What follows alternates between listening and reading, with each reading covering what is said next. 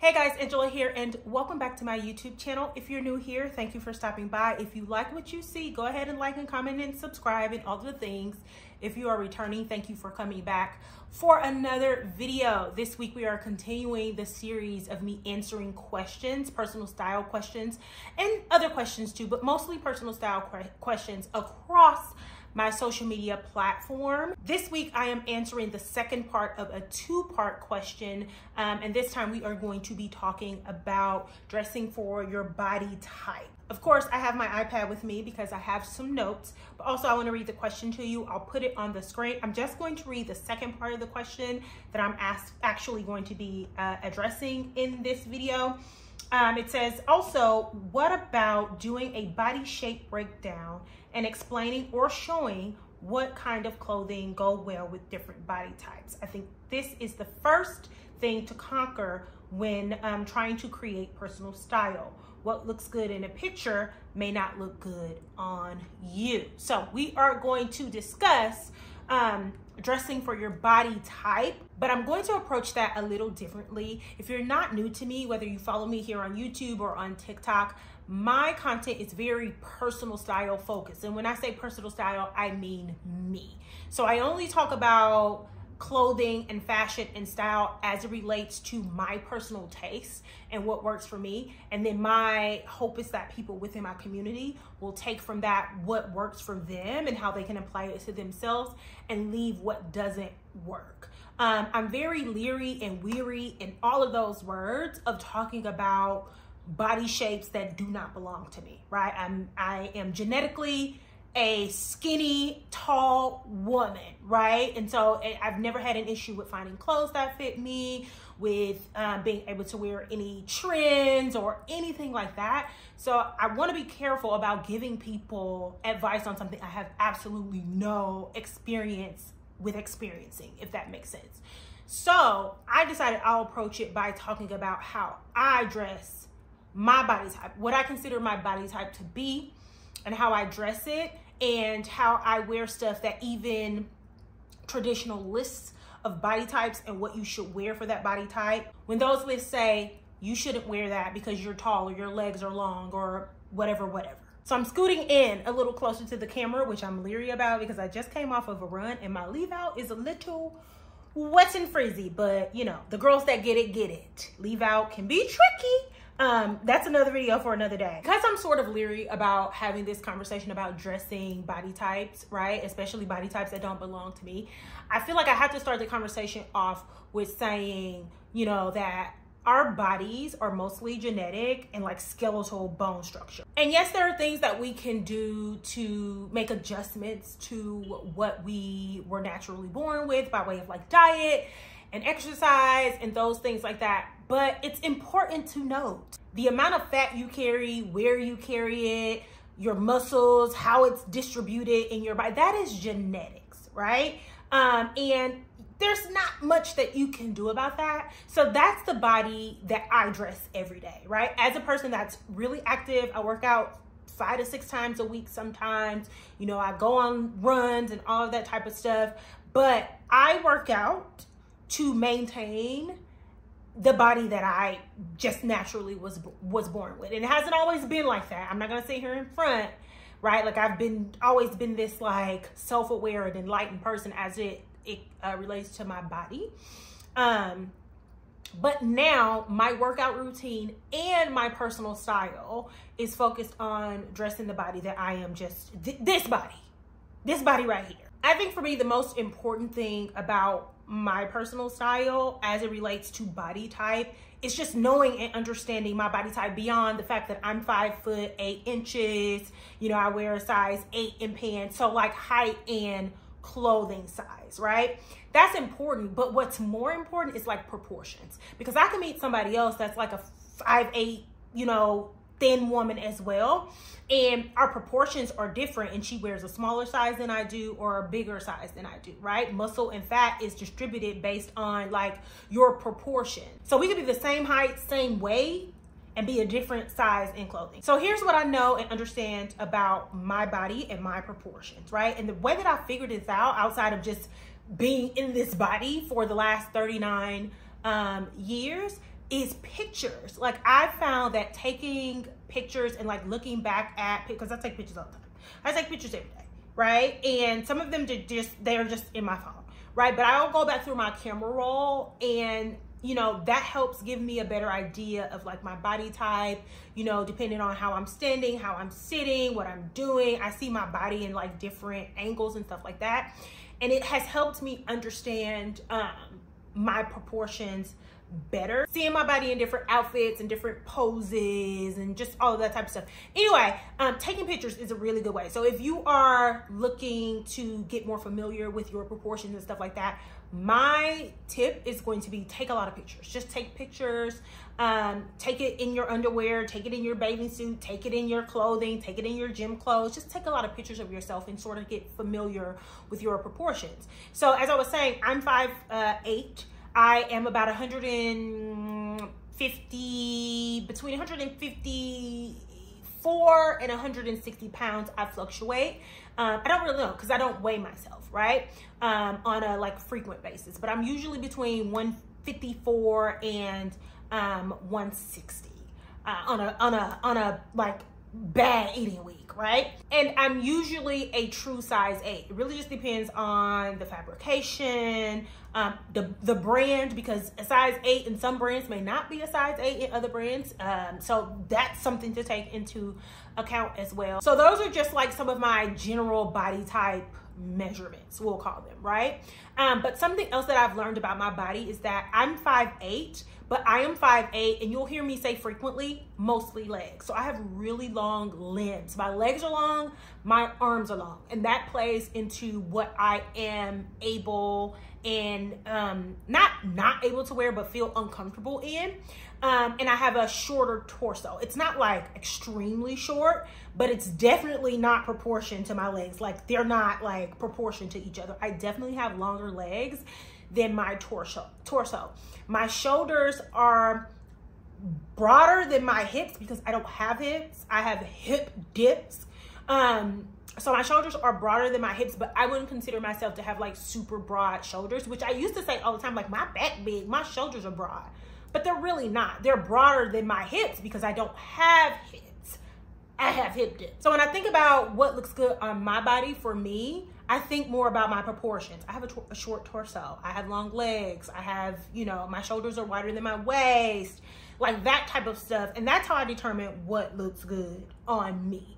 Outside of taking pictures, y'all have got to get back into the stores. I know people are like, I just prefer to shop online. I'll buy a bunch of different sizes and, you know, I'll get what works for me and I'll send it back. And I'm gonna go into the store and try some things on person. You don't have to do it all the time, but I do think if you have certain brands and certain stores that you like to shop at often, that it's important to like visit those stores where those brands that carry those brands, or visit that store of that brand and try on the clothes and see what works for you. You just never know, like, the fabrication of something. You never know how something is made. And so I think there's value in going in stores and trying things on. I'm going to always say that. I recently bought a Sandro coat like earlier in the year, and I went into the store and tried it on because I was between a 3 and a 4 based off of the measurements that I was reading on the site, which is another thing. Side note, read the measurements. Read the fabrication when you're shopping online. Read the model's measurements, right? Because that's a good way to determine, at least length and width-wise, how it may fit on you, right? By knowing the model's height, waist, you know, things like that. So you can determine length and width by the model's measurements. So read the measurements, read the model measurements.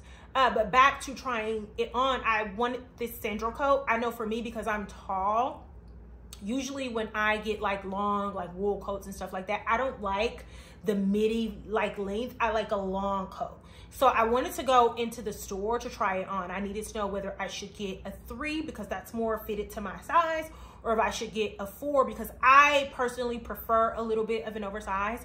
And I went and tried it on, and I found that I actually like the fitted size of the 3 a little better. That's what you're seeing in the picture that's on the screen. I ended up ordering it in the 4 because I waited until it went on sale and they didn't have any 3s left. But I would have gone ahead and ordered a 4 offline if I was just buying that offline without even trying the 3 on and knowing how well that 3 fit on my body. So try stuff on, y'all. Try it on. So one of the things that I personally pay attention to when I get dressed is my midsection, because I mentioned earlier that I have a shorter torso compared to my legs and my arms. I just have long limbs. I have what I like to call, and you've probably heard me joke about this before if you follow me long enough, I have an oblong midsection, right? It's like really small at the top of my waist, and then it goes out like a little egg at the bottom. That's why I call it like an oblong or like an upside down egg. And so since my torso is shorter, that is where I carry the most fat. So when I gain weight, that little bottom egg part, it fills out. So I just naturally dress for a wider, like oblong wubs. Like me and my friends in college would call them wubs, like love handles. So for me, things like traditionally low-rise pants, I mean, like that's how they're cut. They say low-rise on the tag. I would never buy those because those sit up under my stomach, right? Because of the oval shape.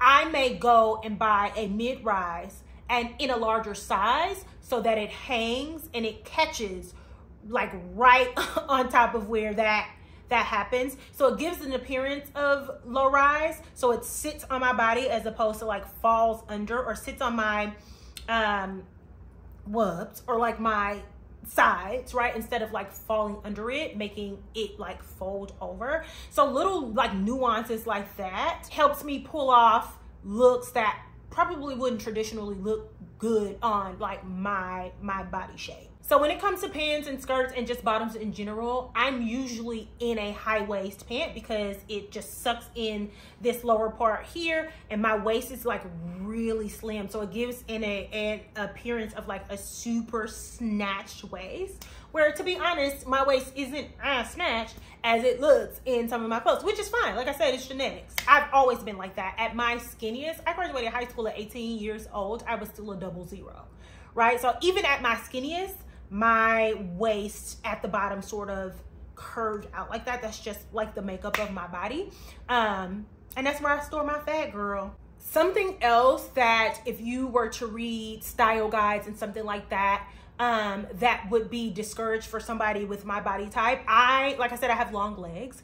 So generally people who have long legs are discouraged from wearing like super tapered pants at the bottom or pants that are like cropped, you know, at a certain part of the ankle. But if you pay attention to my personal style, I actually prefer a cropped pant and jeans. A lot of my jeans hit right at my ankle because that's just a preference of mine. I'm a sneaker wearer and I like for the pants to hit like right at the sneaker or to show the sneaker off. And so I personally prefer a more cropped silhouette as it relates to like my pants and my jeans. But what I do is I play with proportion in the clothes as well. Most of my jeans also are wider in the leg, so not always wide leg, but like maybe a wider straight cut leg, or they may be like a balloon shape, or they may have a slight flare at the bottom, just so it isn't so tapered to my ankle that it cuts off the length of my legs, because that's one of the things that I love about my body the most, is that I have like these super long,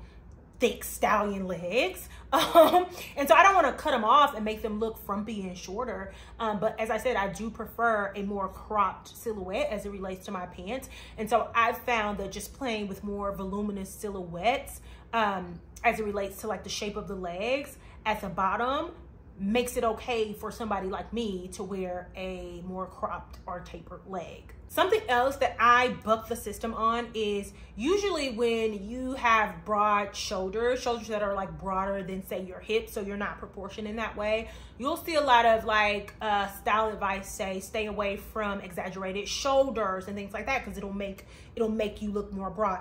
I'm sitting here in shoulder pads right now.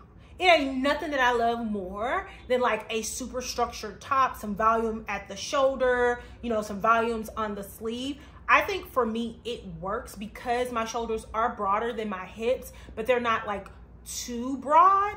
And also I have long arms. I feel like maybe if my arms were a little shorter, then I may be more hesitant to wear such bold like shoulders. Like I love structure. But because my arms are really long, I feel like I can get away with them. And I would have never known that, right? If I would have just like looked at advice columns, I'd be like, oh, my shoulders are broader than my hips, so I can't wear exaggerated shoulders. But I went in the store and put on something with exaggerated shoulders. I'm like, it's fine, right? Because I have these long, thin arms and it actually looks good. And it's a huge part of my personal style because I describe my personal style as like elevated basic, right? And so this top that I have on would be a perfect example of it. It's a polo, right? But it's elevated by these structured like shoulder pads. And this is like the essence of my personal style. So I was gonna find a way to make it work. No, I'm kidding. But I found that I can wear exaggerated shoulders and puff sleeves even with my, you know, broader shoulders because I have longer limbs. So it really is about getting in there and trying things on and seeing what works for you. But again, it's going to require you to be willing to try things on. You're going to have to go into stores. You're going to have to play with it. You're going to have to make some mistakes and be like, girl, I am never wearing that again. I feel like we get in a habit of like following our favorite influencers or, you know, going on Pinterest and seeing outfits, you know, that look really good on other plus size women or other tall women, you know, or other petite women.